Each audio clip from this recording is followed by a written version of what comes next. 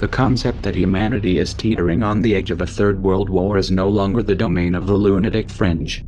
Those of you who have been paying attention know that in reality, the war is already underway. In this video we are going to examine the profiles of the key players and the alliances they've formed, expose their motives, and present evidence of crimes that they've already committed. Russia, China, and Iran have all explicitly sided with the Syrian government. Russia is providing air support, advanced anti-aircraft missile systems, heavy weapons and training. Iran, for its part, has troops on the ground. For the time being, China is more preoccupied with the ongoing tensions in the South China Sea, and has not flexed its missiles in Syria, as of yet. However, they should always be considered a wild card variable. The current Iraqi government is also a wild card. In 2015 they began to indicate where their loyalties lay in several meaningful ways. For example, they told the US government that new ground operations were not welcome, while at the same time announcing that they intend to look to Russia for military assistance. The list of countries pushing for regime change in Syria is a bit longer. The United States, France, England, Germany, Saudi Arabia, Jordan, Qatar, Turkey and Israel. If seeing these characters in bed together strikes you as strange, looking at their motives will clarify things considerably. There isn't just one motive for this bloodbath. Rather, there is a matrix of motives which intersect in some rather odd places. Of course, money had to play a role. In 2009, Qatar put forth a proposal to build a natural gas pipeline which would have passed through Saudi Arabia, Jordan, Syria, to Turkey and into Europe.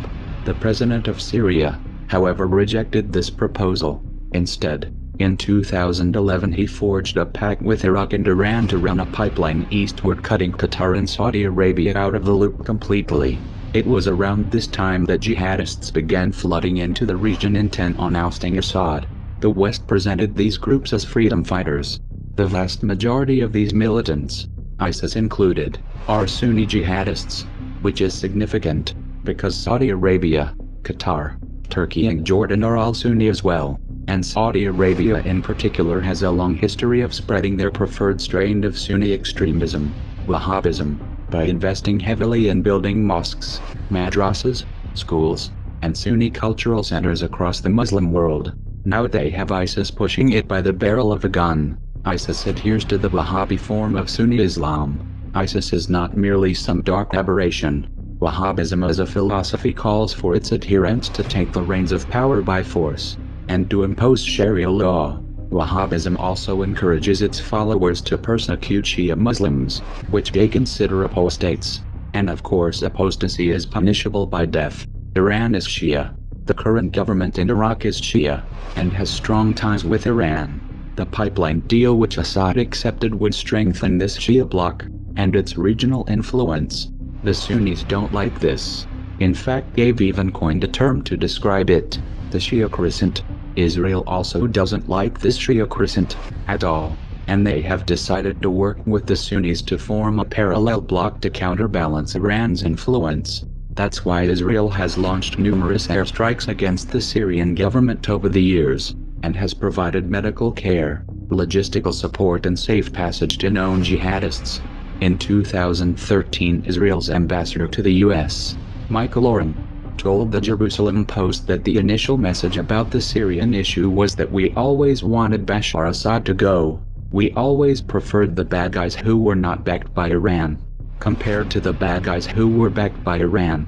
He said, this was the case. He said, even if the other bad guys were affiliated to Al-Qaeda.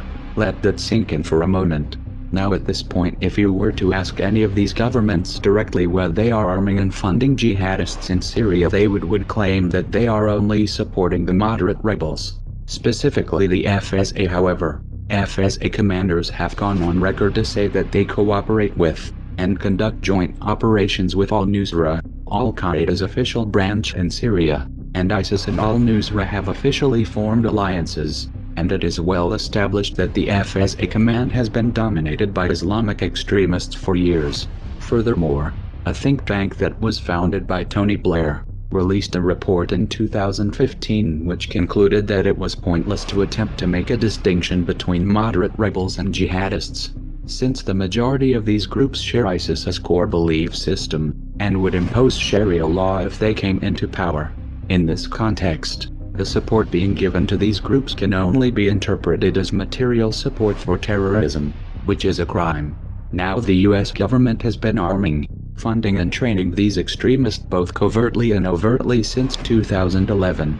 However, this support would have been impossible without the assistance of the regional members of the anti-Assad axis. For years, Jordan has allowed the CIA to run training camps for militant groups and has granted those militants safe passage into Syria. Qatar has also provided training grounds. In 2014, PBS visited one of these training camps and interviewed some of the trainees. One of the fighters told the reporters that they were being trained how to finish off soldiers still alive after an ambush. Finishing off wounded soldiers is a clear violation of the Geneva Conventions. It's a war crime. This is a hallmark of a terrorist organization, not moderate freedom fighters. Turkey has been the primary route for material and personnel headed in and out of jihadist territory for many years. A blatant example of this was 400 tons of weapons that were looted from Gaddafi's armories, shipped to Turkey and then moved into Syria in 2012. At this stage they weren't even trying to hide it, even though it was already clear that jihadists were receiving the lion's share of the weapons.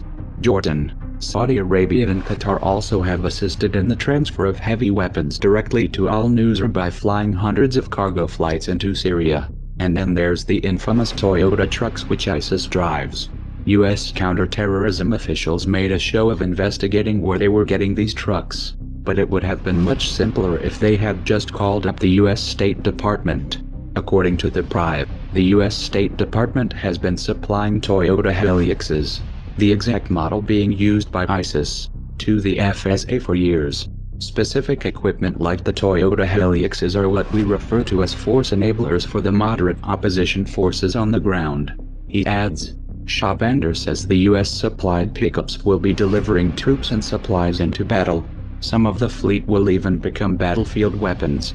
You can absolutely expect for many of those trucks to be mounted with crew-served machine guns or other type of equipment. Military equipment that the opposition forces have access to. I mean, that's one of the reasons why the Toyota Hilux is such an important force multiplier, because it could be used both for humanitarian purposes and for operational purposes as well. Knowing the real chain of alliances between these groups, it makes perfect sense that ISIS would end up behind the wheel. And let's not forget about the oil. At this stage ISIS has reached a point where it no longer needs direct sponsorship. The organization earns an estimated $1 million to $2 million a day through oil sales. The US was aware of this but did nothing to stop it. They didn't even condemn the country which was facilitating the sale of this oil. Russia, on the other hand, began targeting oil convoys headed into Turkey in November of 2015. Shortly thereafter, Turkey shot down a Russian Su-24 that supposedly violated Turkish airspace for 17 seconds.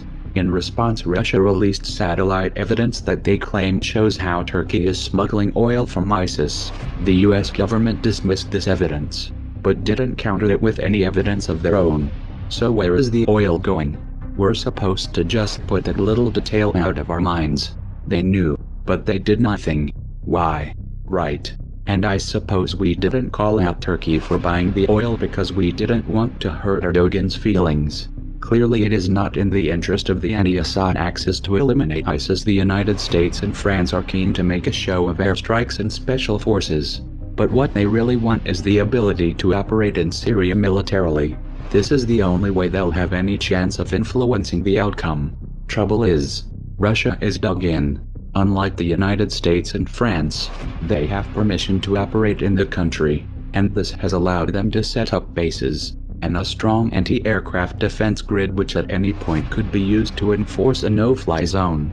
Washington is in a weak position.